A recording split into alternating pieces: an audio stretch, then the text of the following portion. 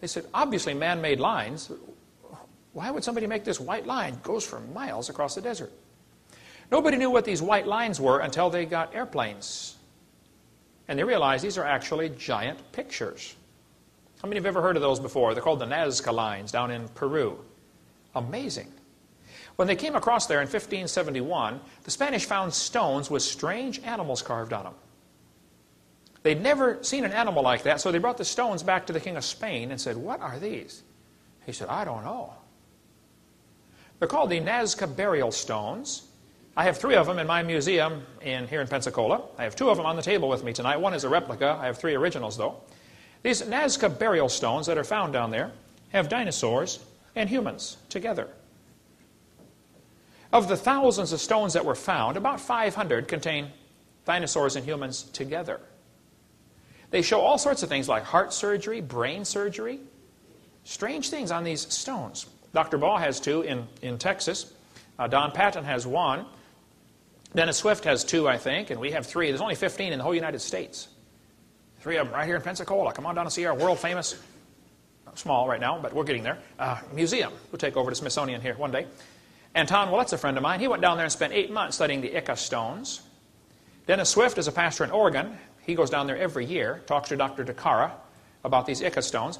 Notice most of the dinosaurs shown on these stones have circles on the side. Now, when you find dinosaur bones, that does not tell you what his skin looked like, does it? Why would they put circles on the side of the dinosaur? Just about all of them show that. One of our stones in our museum shows what apparently is a man cutting the head off a dinosaur, and apparently they're trying to depict that inside the dinosaur's stomach was another man who had been killed by the dinosaur. So his friend killed the dinosaur as vengeance. You know, like the Bible says, vengeance is fine, saith the Lord.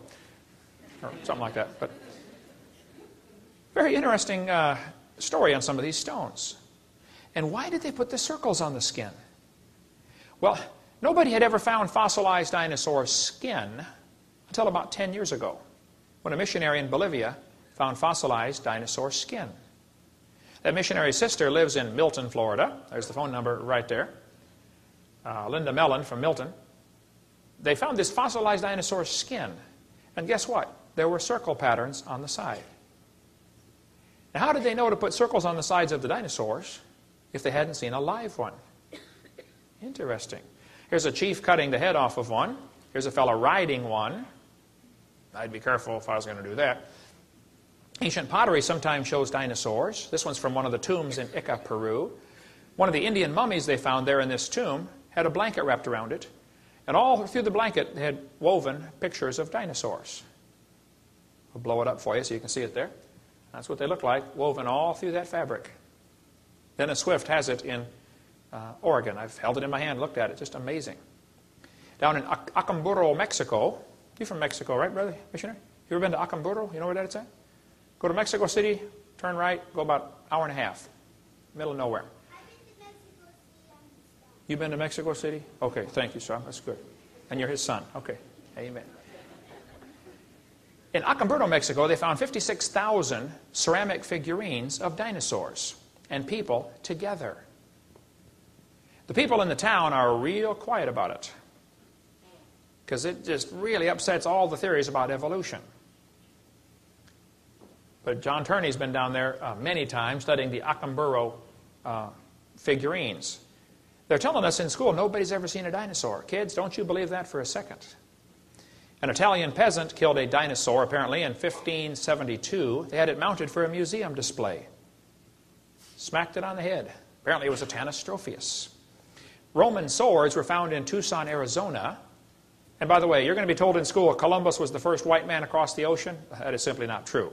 Brendan the Navigator came from Ireland in 500 AD. The Romans came back and forth across the ocean all the time. Hebrew coins from about the time of Christ were found in Ohio in a burial mound. And Roman swords were found in Tucson, Arizona. One of the swords has a dinosaur on it. I called the man who has the sword, Tom Peterson. There's his phone number. I said, Tom, what do you think about this sword? He said, well, it has to be fake because we know man and dinosaurs did not live at the same time. Does he know that or does he think that? He thinks that. He doesn't know that, does he? During the age of sailing ships, there are many stories of people sighting sea monsters. Missionary Hans Egede reported sighting a sea monster. A fellow came to me in church when I was speaking up in New England someplace, and he said, Mr. Hovind, my great-great-great-great-great-great-great-great-great-grandfather is Hans Egede, and I have his diary. I thought, I would like to see this. He gave me copies of it. And he tells in that diary about him spotting a sea serpent.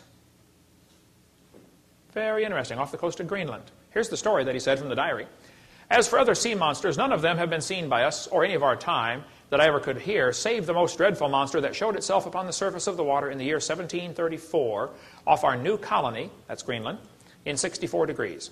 This monster was so huge in size that coming out of the water, its head reached as high as the masthead, its body was as bulky as the ship and 3 or 4 times as long. It had a long pointed snout and spouted like a whalefish, great broad paws, and the body seemed covered with shellwork. Its skin very rugged and uneven. The underpart of its body was shaped like a huge serpent, and it dived under the water. It plunged backward into the sea and so raised its tail aloft, which seemed a whole ship's length distant from the bulkiest part of its body. Missionary to Norway said he saw a sea serpent in 1755.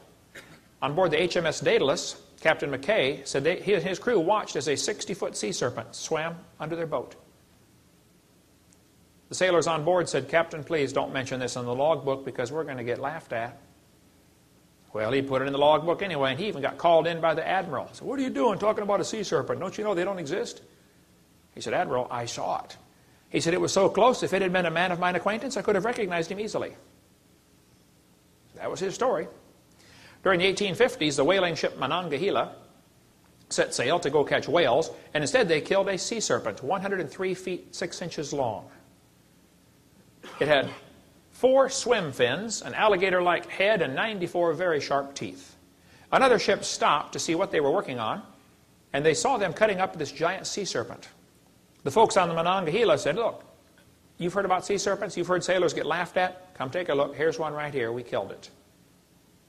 The other shoe bought the sea serpent oil off of them and sailed back to port to tell the story. The captain of the Monongahela said, we're going to go catch a few whales. We'll be back in a few months. Well, the Monongahela never showed up. Apparently it got sank in a storm. The officer on board the Campania, Arthur Henry Ralston, who later helped rescue the folks on the Titanic, by the way, he said he sighted off the coast of Cork, Ireland, a long-necked object which he sketched as it moved, turning its head from side to side. He stated that what he saw was a sea serpent. Now, this book is called Titanic, Triumph and Tragedy. I want you to look at the next sentence in the book. The author said, however imaginative the young officer may have been. Do you see any prejudice in that statement? You know, like if you claim you saw a sea serpent, we know you're a little bit, you know, loco like a face-up, right? A little crazy. A German submarine commander sank a British ship during World War I, and he said when it exploded underwater, a giant 60-foot animal came flying up out of the water. There are stories of octopus actually pulling ships underwater. You say, come on, octopus never get that big. Oh, they get pretty big. This one washed up on the beach in St. Augustine, Florida, 100 years ago. The octopus was 200 feet across and weighed 5 tons. That's a big octopus. A whale was killed near Seattle, Washington. Inside the whale's stomach was one arm to an octopus. It was 150 feet long. See, whales love to eat octopus. And if a whale eats too much octopus, he'll get sick and puke it back up. And if you ever see a piece of puked up octopus floating around in the ocean, be sure to grab it. It's worth a lot of money. Does anybody know what they make out of puked up octopus? Yes? Oil? Perfume. That explains a few things, doesn't it, fellas? Hey, dear, you smell like a puked up octopus. You know, whales love to eat octopus and squid, but octopus and squid never stop growing. There have been some awfully big squid seen out there in the ocean. A Navy research vessel saw a giant squid attacking a giant whale in 1966 off the coast of Newfoundland. At Yale University, they've got the model of a giant squid hanging over my head there, Peabody Museum. This baby giant squid washed up on the beach in New Zealand. They said full grown it would have been 150 feet long. That's a big squid. People say, now wait a minute, if dinosaurs always lived with man, like you're saying, why aren't they mentioned in the Bible? Well, they are.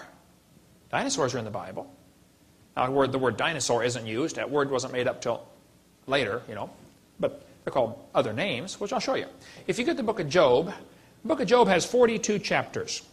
In the first 2 chapters, it says Job was a perfect man. He feared God and hated evil. He had 7 sons and 3 daughters. And he had thousands of sheep and camels and oxen and asses. The guy had lots of money. Okay, he was extremely wealthy. And one day the messenger came and said, Job, I have some bad news. All of the oxen and asses were stolen,